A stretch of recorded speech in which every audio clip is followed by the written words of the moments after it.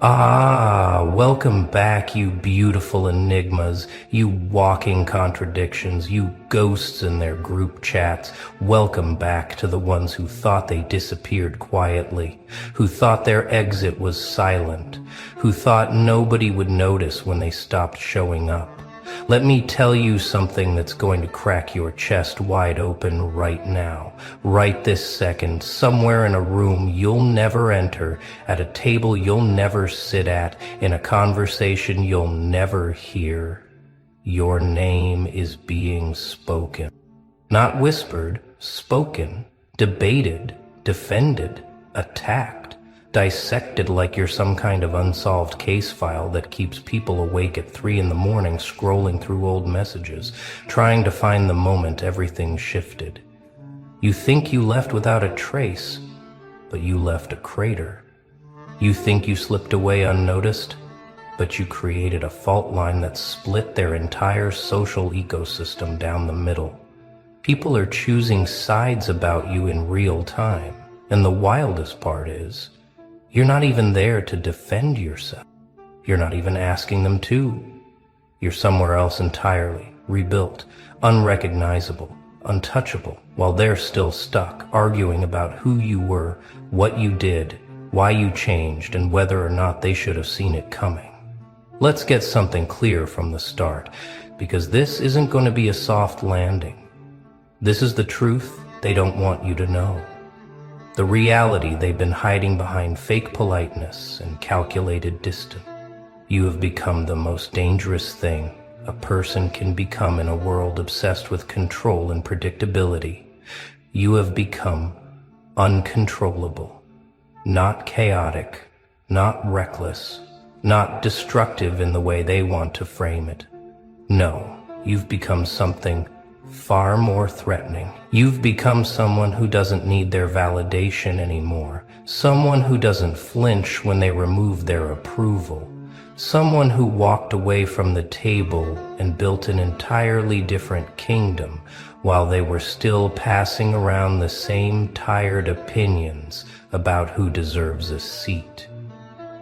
And now that you're gone, now that you've stopped performing, stopped explaining, stopped showing up to defend your name, they can't stop talking about you. Every group has split. Every circle has fractured. Some defend you like you're a martyr. Some attack you like you're a threat. And the rest just sit there confused, trying to reconcile the version of you they thought they knew with the version of you that just exited stage left without asking permission, without closure, without a final monologue. You didn't give them an ending they could understand, so now they're writing their own, and every single one of them is different. That's the power move nobody teaches you. That's the level of psychological warfare most people will never access because they're too busy trying to be understood. But you stopped explaining. You stopped translating yourself into a language comfortable enough for them to digest. You just left. And in that absence, in that silence, you became everything they feared you could be. Let me paint this picture for you because you need to see what's happening behind the curtain, behind the smiles, behind the notifications that stopped coming. Right now, at this very moment, someone who used to call you a friend is sitting across from someone else, and your name just came up. Maybe it was casual at first. Wonder what they're up to. But then someone else chimed in, honestly, I always thought they were kind of intent. Just like that, the sides started forming. One person jumps to your defense. No, they were real. That's the difference. They weren't fake like the rest of us. Another person scoffs. Real, sure, or maybe just dramatic. And now the table isn't talking about you anymore. They're talking about themselves. They're talking about their own fears, their own shame, their own guilt for not seeing what you were going through, or worse, for seeing it and doing nothing. You're not even there, but you've become the mirror they can't stop staring into. And every time they look, they see a different version of themselves they're not ready to confront. Some see a coward who let you down. Some see a victim of your intensity. Some see a bystander who should have said something. Some see a person who wishes they had your courage. And the thing is, they're all right. They're all wrong. Because you were never the villain or the hero in their story. You were just the catalyst. The moment their comfortable illusions about loyalty and connection got shattered. And now they're scrambling to make sense of the wreckage. Now, this is what they don't tell you about growth. This is what they don't warn you about when you start choosing yourself. When you stop shrinking, when you stop explaining, when you stop apologizing for taking up space, you don't just lose people. You become a referendum on everyone else's choices. You become the question they don't want to answer. If they could walk away from all of this, what does that say about me for staying? If they could rebuild alone, why am I still waiting for permission?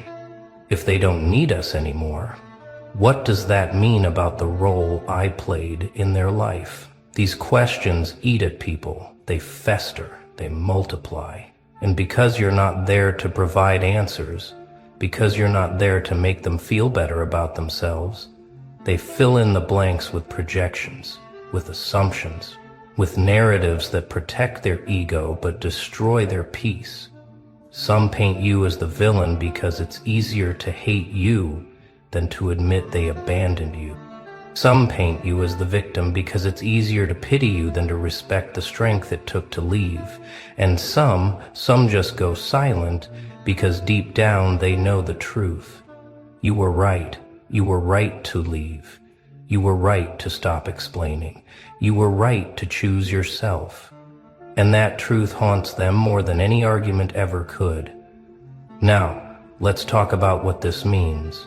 Because this isn't just about gossip or drama or people being messy. This is about the shift in power that happens when someone refuses to stay in the box others built for them. You didn't just leave a friend group or a relationship or a job or a city. You left an entire paradigm, an entire system of unspoken rules that kept everyone comfortable at your expense. You were supposed to stay small. You were supposed to stay grateful. You were supposed to shrink your fire so their candles could feel brighter. And for a while, maybe you did. Maybe you played the role. Maybe you smiled when you wanted to scream. Maybe you nodded when you wanted to walk out. Maybe you kept showing up even when every cell in your body was begging you to disappear. But then something broke. Or maybe something woke up and you stopped. You just stopped. Stopped performing. Stopped pretending. Stopped waiting for them to love you the way you loved them. And the moment you stopped, the entire dynamic collapsed. 'Cause here's the thing they never saw coming. They thought you needed them more than they needed you. They thought your loyalty was weakness. They thought your patience was proof that you'd always be there. Always waiting, always forgiving. They thought wrong. And now they're sitting in rooms without you, realizing that the energy has shifted, that the vibe is off, that something essential is missing, and they can't quite name it, but they feel it. It's you. You were the glue. You were the peacemaker. You were the one who made everyone feel seen. You were the depth in shallow conversations. You were the realness in a sea of performance. And now that you're gone, they're left with each other. And it turns out most of them don't even like each other that much. They were only tolerating each other because you made it easier. You smoothed the edges. You filled the silence. You cared when no one else did. And now, you're gone. And they're scrambling. They're fighting. They're splitting into factions. They're taking sides about you because taking sides about you is easier than admitting they lost something irreplaceable. You weren't just a person in their life. You were the standard. You were the reminder that real connection still exists. You were the proof that loyalty isn't transactional. And when you left, you took that proof with you. Now they're all just performing for each other, pretending everything's fine, pretending they don't notice the gap you left, pretending they don't check your page late at night, hoping for a sign that maybe, just maybe, you're not doing better without them. But you are, and they know it, they feel it, they sense it in the way you stopped responding. Not with anger, not with bitterness, just with silence. The kind of silence that says, I've moved on to a frequency you can't reach. And that silence, that unbothered, unapologetic silence, is louder than any argument you could have made. It's the final word in a conversation they didn't even know was over. So, here's what's really happening in those conversations you're not in.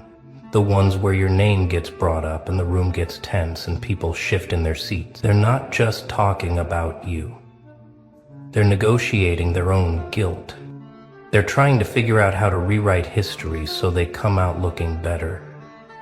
They're building narratives where you were too sensitive, too dramatic, too intense, too much. Because if you were too much, then they weren't too little. If you were the problem, then they don't have to sit with the uncomfortable truth that they failed you, that they took you for granted, that they weaponized your love and mistook your kindness for weakness. But here's the part that's eating them alive. No matter how they frame it, no matter what story they tell, they can't erase the results. You left, and you're thriving, or at least you're surviving in a way that doesn't include them. And that is unforgivable in their eyes. Because people can handle you being hurt. They can handle you being broken. They can even handle you being angry. What they can't handle is you being free. Freedom, real freedom, the kind that doesn't need their approval or their presence or their validation. That's the ultimate rebellion. And you committed it. You walked away, not in defeat, but in power. Not in bitterness, but in clarity. And now they're left holding the bag, trying to explain to each other and to themselves why they feel so empty, why the dynamic feels so off, why nothing hits the same. Some of them miss you, truly, deeply miss you. They miss your laugh, your energy, your perspective. They miss the way you made them feel less alone in a world that often feels cold and transactional. But they won't say it out loud. They can't. Because saying it out loud means admitting they were wrong. Admitting they should have treated you better. Admitting they took the best thing in their life and destroyed it. Through neglect, through betrayal, through the slow erosion of respect, disguised as jokes, as teasing, as just playing around. So instead, they talk about you. They dissect you. They debate you. And in doing so, they keep you alive in their world, even though you've long since left. And then there are the ones who defend you. The ones who see through the narratives, who remember the real you, not the caricature others are trying to create. These are the ones who speak up in rooms where your name is being dragged. That's not fair. You don't know what they were dealing with. Maybe we should look at how we treated them. These are the rare ones, the ones with courage, the ones who aren't afraid to stand alone in a crowd that's turned against you. But here's the twist. Even their defense comes from a place of guilt. Because they're defending you now, but where were they when you needed it? Where were they when the walls were closing in? Where were they when you were drowning in plain sight? They're defending you now because it makes them feel better, because it absolves them, because it lets them believe they were on the right side all along. But the truth is, if they truly understood you, if they truly saw you, they'd stop talking about you altogether. They'd respect your silence. They'd honor your distance. They'd let you be free without making your freedom about them. But the most dangerous people in these conversations, the ones you need to watch, even from a distance, are the ones who stay silent. The ones who don't defend you but don't attack you either. They sit there, quiet, observing, calculating. They're the ones who know the truth. They're the ones who saw everything, who witnessed the betrayal, who watched you break and said nothing. And now they're watching you rise, and they're terrified. Because they know you remember. They know you see them. They know that one day, if your paths ever cross again, there will be a reckoning. Not loud, not dramatic, just a look. Just a moment of recognition where you see them, and they see you, and in that moment they realize you've moved so far beyond them that they're not even a memory anymore.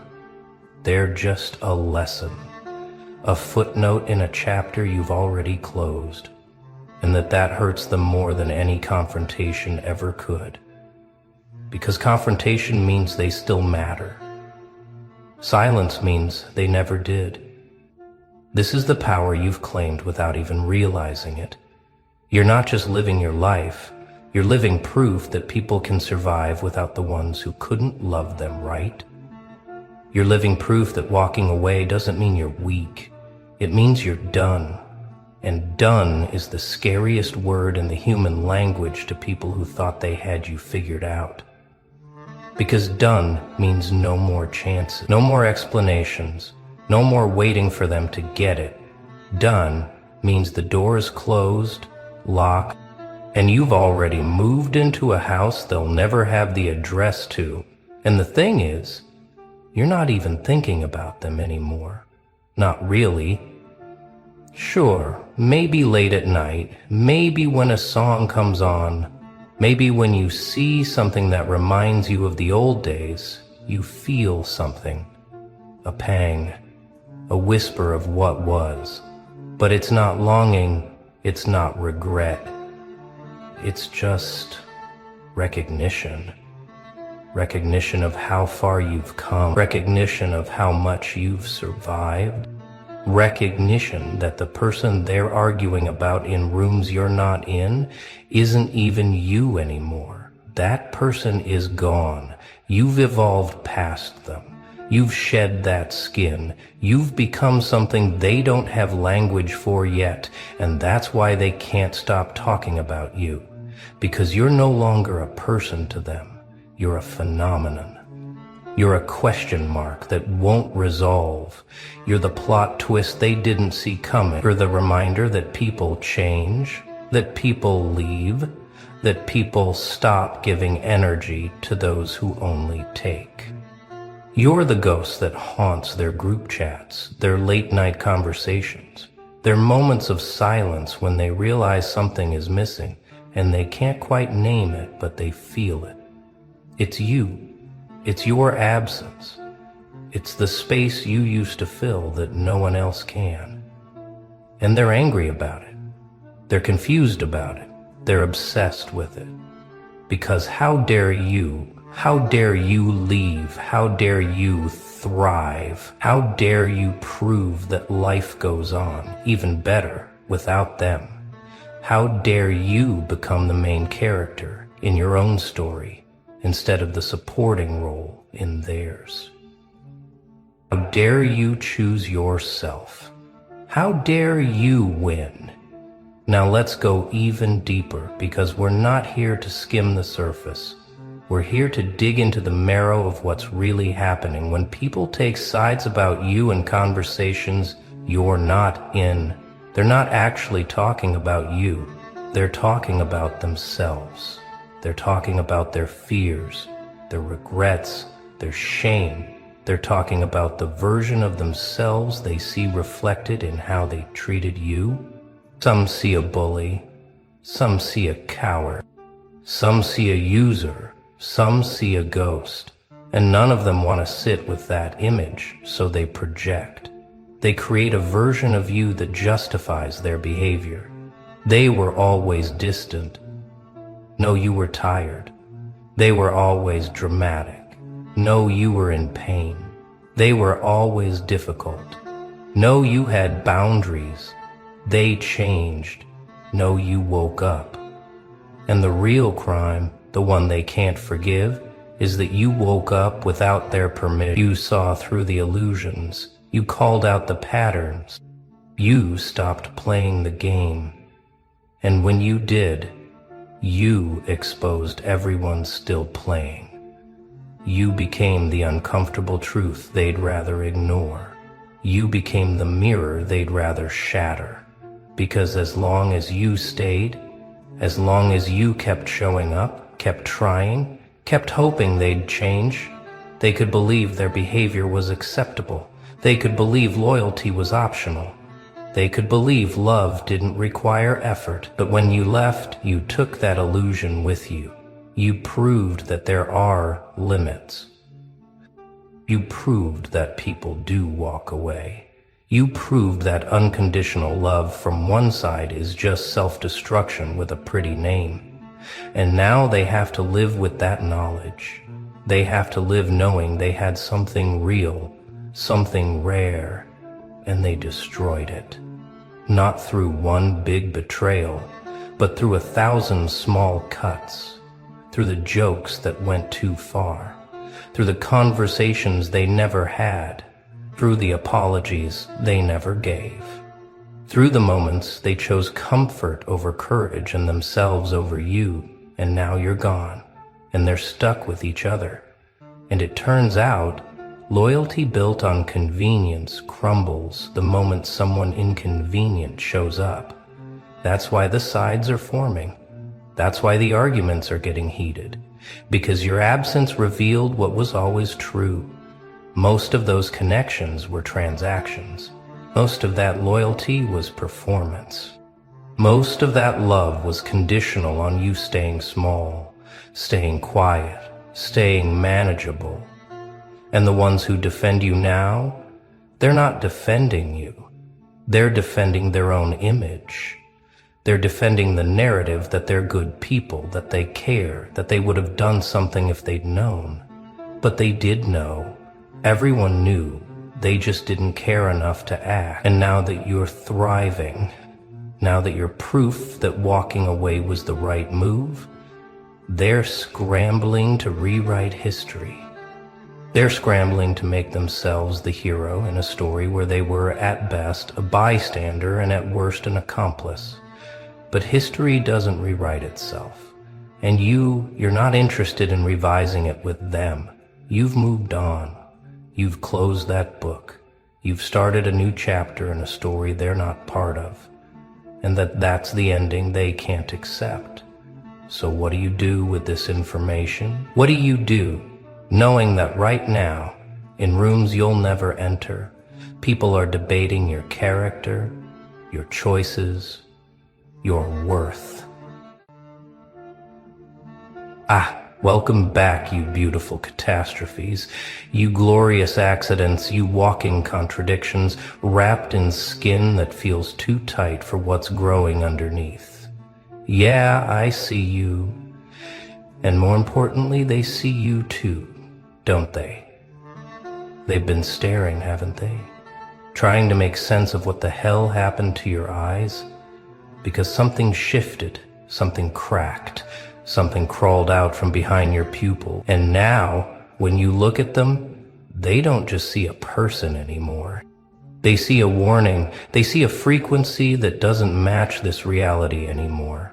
And it's scaring the absolute living hell out of them. People keep saying it, don't they? Your eyes changed. Something's different about you. You don't look the same. They can't put their finger on it, but they feel it in their chest when you make eye contact. That uncomfortable twist in their stomach, that primal alarm bell going off. Because on some level, they know. They're not looking at the same person who used to apologize for existing. who used to shrink in rooms, who used to dim their light so others felt comfortable. That version is gone, cremated, buried, deleted from the server, and what's staring back at them now is something they have no framework for, no reference point for, no comfortable label to slap on and walk away from. Let me tell you what they're really seeing when they look into your eyes now.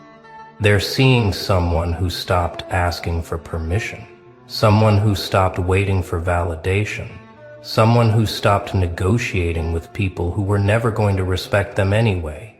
They're seeing the moment you realized you didn't need their approval, didn't need their understanding, didn't need anything from them at all. And that realization, that shift from seeking to knowing, from begging to taking, from hoping to becoming, that's what changed your eyes. Because eyes don't lie. Mouths lie, smiles lie, words lie, but eyes, those carry the truth of every betrayal you survived, every illusion you shattered, every cage you broke yourself out of when no one was coming to save you. They're looking at you now and seeing their own irrelevance reflected back at them. They're seeing someone who used to care what they thought and now doesn't even register their opinion as real. They're seeing someone who used to play by rules that were designed to keep them small and now walks through walls like they're made of smoke. Because you figured out the secret, didn't you? You figured out that most of reality is just agreed upon fiction, that most authority is just people pretending harder, that most limitations are just inherited beliefs no one ever questioned. And the moment you stopped agreeing to those terms, the moment you withdrew your consent from their simulation, everything about you changed. Especially your eyes. You know what's funny? They think you became cold. They think you became heartless. They think you became dark. But that's not what happened. You became clear. You stopped filtering reality through hope and started seeing it through pattern recognition. You stopped giving people the benefit of the doubt when their actions were screaming the truth. You stopped confusing kindness with weakness and boundaries with cruelty. You didn't lose your warmth. You just stopped setting yourself on fire to keep people comfortable who wouldn't piss on you if you were burning. And that clarity, that ruthless, honest, unromantic clarity, that's what they see in your eyes now. And it terrifies them. Because clarity is contagious. Let's go deeper into what they're really reacting to when they say your eyes changed. They're reacting to the death they see in there. The death of the old you, the death of illusions, the death of false hope. They're looking at someone who's died and come back, fundamentally altered. And humans are wired to fear that. We're wired to fear people who've crossed thresholds we haven't. People who've seen things we're afraid to see. People who've survived things we're not sure we could handle. And you've got that 1,000-yard stare now.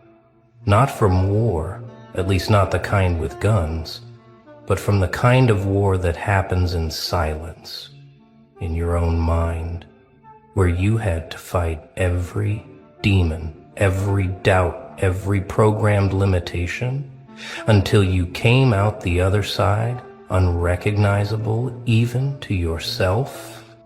They see someone who's not afraid of being alone anymore.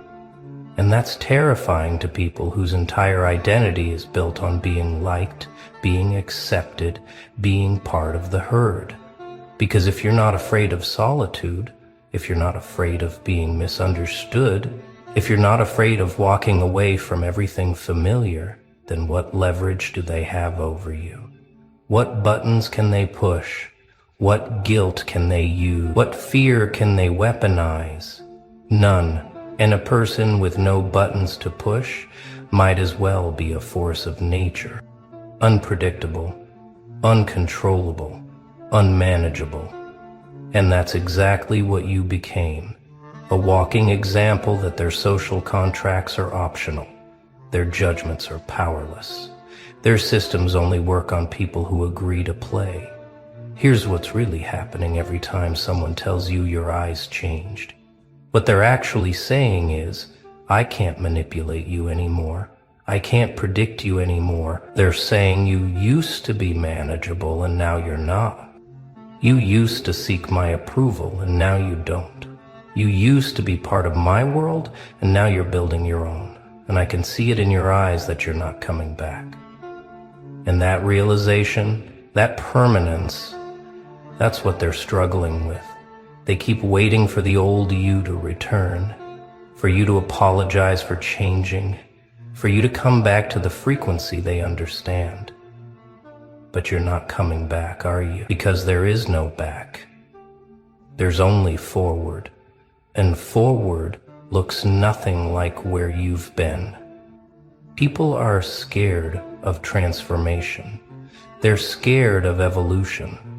They're scared of anyone who proves that you can completely reinvent yourself without permission. Because that threatens their excuses. It threatens their victim mentality. It threatens their comfortable stagnation. They need you to stay stuck so they can justify staying stuck. They need you to stay broken so they can justify staying broken. They need you to stay small so they don't have to confront how much they've shrunk themselves. And when you refuse, when you grow anyway, when you evolve despite their doubt, their mockery, their abandonment, when you become something they can't even categorize, it breaks their entire model of reality, and they see that break reflected in your eyes like a crack in their simulation. You've become a glitch in the matrix, haven't you? A walking anomaly. A proof of concept that the rules they follow are negotiable, that the limitations they bow to are optional, that the cages they accept are unlocked. And they can see it the moment they look at you. They can see that you know something they don't, that you've accessed some frequency, some understanding, some level of self-permission that they're still too afraid to reach. And it makes them uncomfortable. It makes them question themselves. It makes them wonder what the hell you figured out that they're missing. And rather than ask, rather than learn, rather than evolve themselves, it's easier to just say, your eyes changed. Something's off about you. You're different now. Like it's a warning. Like it's a problem. Like you're the one who's wrong. But you're not wrong. You're awake. And there's a massive difference. Being awake in a world that's sleepwalking makes you look insane, makes you look dangerous, makes you look like you've been possessed by something unholy. Because to them, consciousness looks like chaos. Boundaries look like cruelty. Self-respect looks like arrogance. And self-sufficiency looks like isolation. They can't understand that you're not running from connection. You're running from contamination. You're not avoiding people.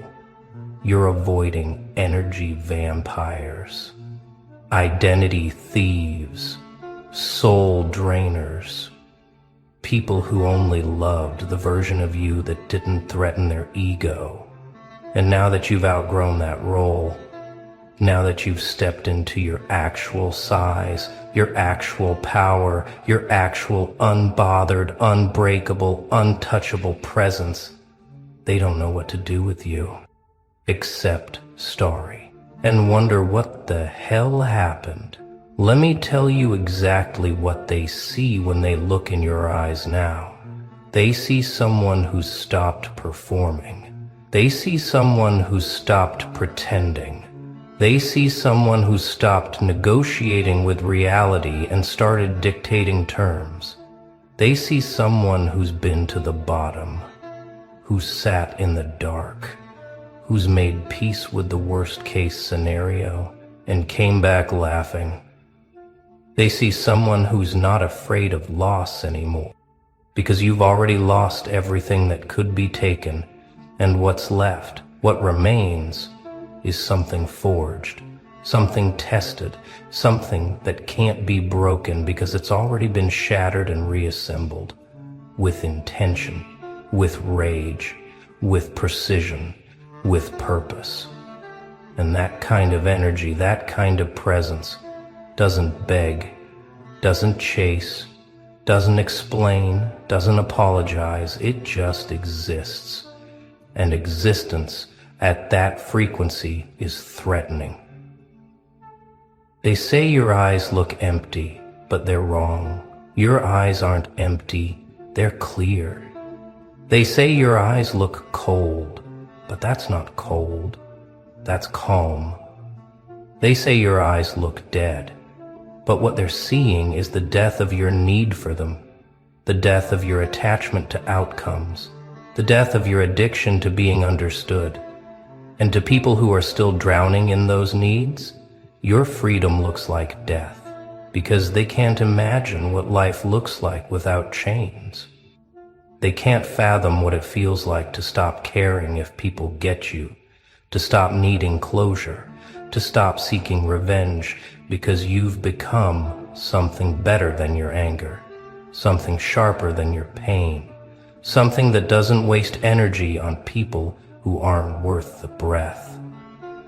Here's the part they'll never admit. The reason they're so fixated on your eyes, the reason they keep bringing it up, the reason they can't stop staring, is because somewhere deep down, they're hoping to find a roadmap. They're hoping to see how you did it, how you let go, how you moved on, how you stopped giving a damn about all the things that still torture them at night. They're looking for the trick, the secret, the cheat code. Because if you can do it, maybe they can too. But the longer they stare, the more they realize there is no shortcut. There is no hack. There's only the willingness to die to your old self, to let everything you thought you were burn to the ground, and trust that something stronger will rise from the ashes. And most people aren't willing to do that. Most people would rather stay comfortable in their suffering than risk the unknown of transformation. So they accuse you instead. They make it about you. They say you've changed like it's a crime. They say something's off like you're broken. They say your eyes are different like you're possessed. Because that's easier than admitting they're jealous, easier than admitting they're scared, easier than admitting they're still stuck and you're not. And every time they look at you, every time they make eye contact and feel that uncomfortable twist in their gut, they're not reacting to you, they're reacting to their own stagnation, their own cowardice, their own refusal to evolve, and you've become the mirror they can't stop looking into, even though they hate what they see, because what they see is someone who is in the same place they are, who had every reason to stay there, to give up, to break permanently, and instead chose to rebuild differently, chose to become something unrecognizable, chose to let the old version die so the real one could finally breathe. People don't fear your darkness, they fear your light. They don't fear your anger, they fear your peace. They don't fear your chaos, they fear your clarity. Because darkness, anger, chaos, those are familiar, those are predictable. Those are things they can label, diagnose, medicate, control. But light, peace, clarity, those are free. Those are sovereign. Those are untouchable. And when they look in your eyes and see that freedom, see that sovereignty, see that complete and total lack of need for anything they're offering, it shatters their sense of power over you. And people who are used to having power, even small power, even imagined power, They lose their minds when that power evaporates, when you stop playing the game, when you stop responding to the bait, when you stop caring about the outcome. You want to know what's really in your eyes now? I'll tell you. It's the aftermath. It's the acceptance.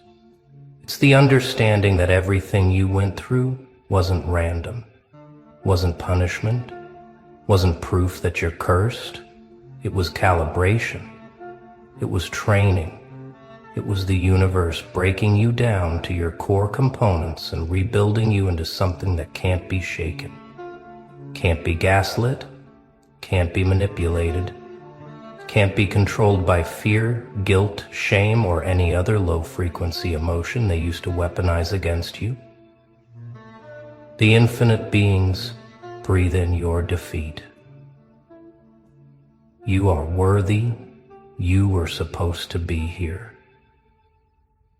The infinite beings breathe in your defeat. You are worthy. And that's what they see when they look at you now. They see someone who's been through the fire and didn't just survive, didn't just heal, became fireproof, became immune, became something that doesn't burn anymore because you're already made of flame. They're seeing someone who stopped waiting for the right time, the right moment, the right person, the right opportunity, and just decided that right now, with what you have, with who you are, with where you're at, is enough. They're seeing someone who stopped postponing their life until conditions were perfect and started building in the rubble, started creating in the chaos, started winning in the mess, because you figured out that perfect never comes, that conditions never align, that if you wait for ready, you'll wait forever. And somewhere in that realization, you stopped being a victim of circumstance and became the architect of your reality. And that shift, that ownership, that refusal to blame your way through life, that's what they see burning in your eyes. And it makes them deeply uncomfortable, because it means they have no more excuses. Let's talk about what happens next, because this is where it gets interesting. Once people notice the change, once they start commenting, once they start treating you different, once they start keeping their distance or testing your boundaries or trying to figure out what happened to you, this is your test. This is where you find out if the transformation is real or if it was just a phase. Because they're going to try to pull you back. They're going to miss the old you. They're going to reminisce about when you were fun, when you were easy, when you were available, when you were manageable. And they're going to use every tool in the box.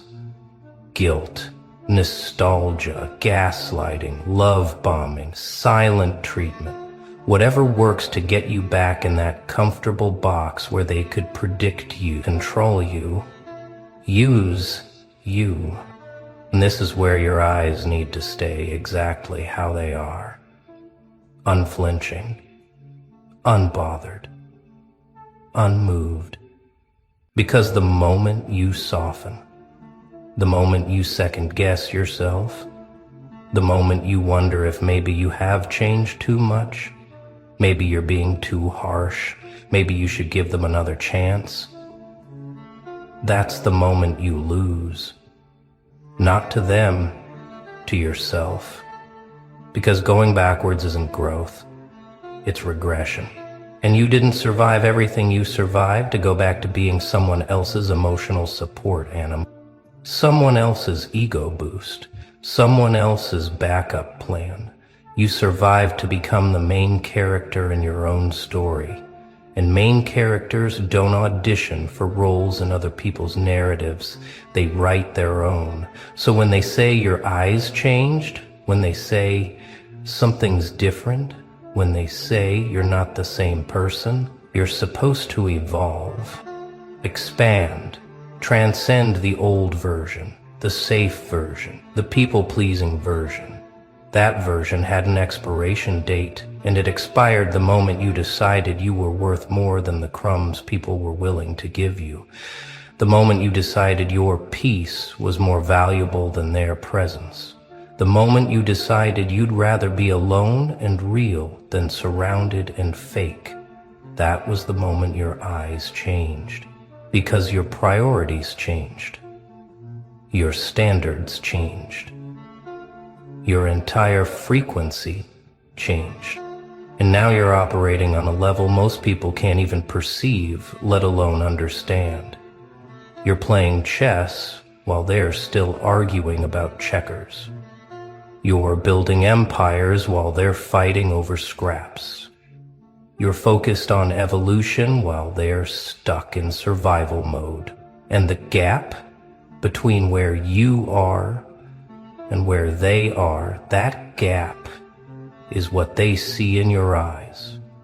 That distance, that detachment, that complete disinterest in anything that doesn't serve your highest vision. And it scares them, because they're still living in reaction and you're living in creation.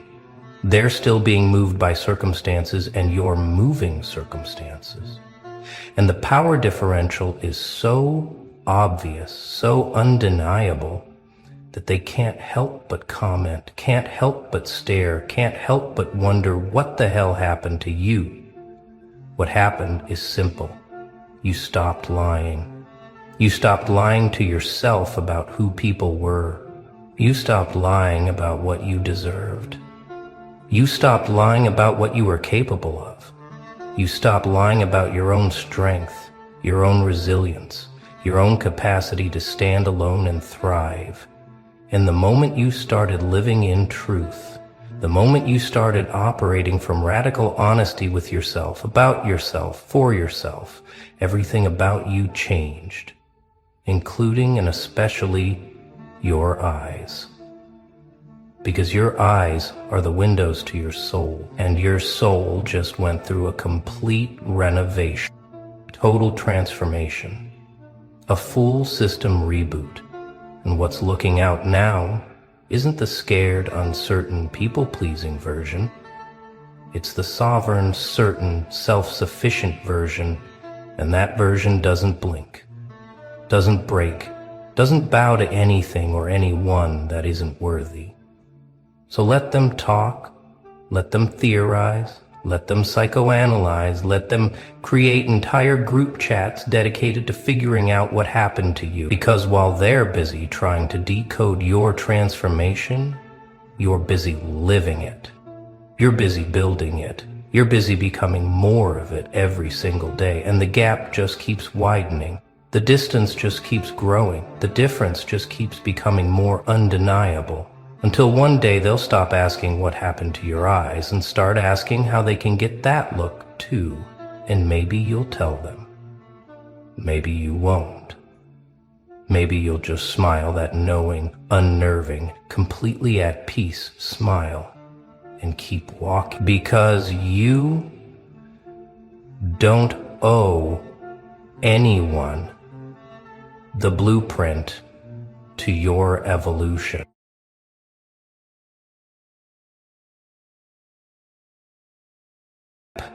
Between where you are and where they are, that gap is what they see in your eyes. That distance, that detachment, that complete disinterest in anything that doesn't serve your highest vision. And it scares them, because they're still living in reaction and you're living in creation. They're still being moved by circumstances and you're moving circumstances. And the power differential is so obvious, so undeniable, that they can't help but comment, can't help but stare, can't help but wonder what the hell happened to you. What happened is simple. You stopped lying. You stopped lying to yourself about who people were. You stopped lying about what you deserved. You stopped lying about what you were capable of. You stopped lying about your own strength, your own resilience, your own capacity to stand alone and thrive. And the moment you started living in truth, The moment you started operating from radical honesty with yourself, about yourself, for yourself, everything about you changed, including and especially your eyes. Because your eyes are the windows to your soul, and your soul just went through a complete renovation, total transformation, a full system reboot. And what's looking out now isn't the scared, uncertain, people-pleasing version. It's the sovereign, certain, self-sufficient version, and that version doesn't blink, doesn't break, doesn't bow to anything or anyone that isn't worthy. So let them talk, let them theorize, let them psychoanalyze, let them create entire group chats dedicated to figuring out what happened to you. Because while they're busy trying to decode your transformation, you're busy living it. You're busy building it. You're busy becoming more of it every single day, and the gap just keeps widening. The distance just keeps growing. The difference just keeps becoming more undeniable. Until one day they'll stop asking what happened to your eyes and start asking how they can get that look too. And maybe you'll tell them. Maybe you won't. Maybe you'll just smile that knowing, unnerving, completely at peace smile and keep walking. Because you don't owe anyone the blueprint to your evolution.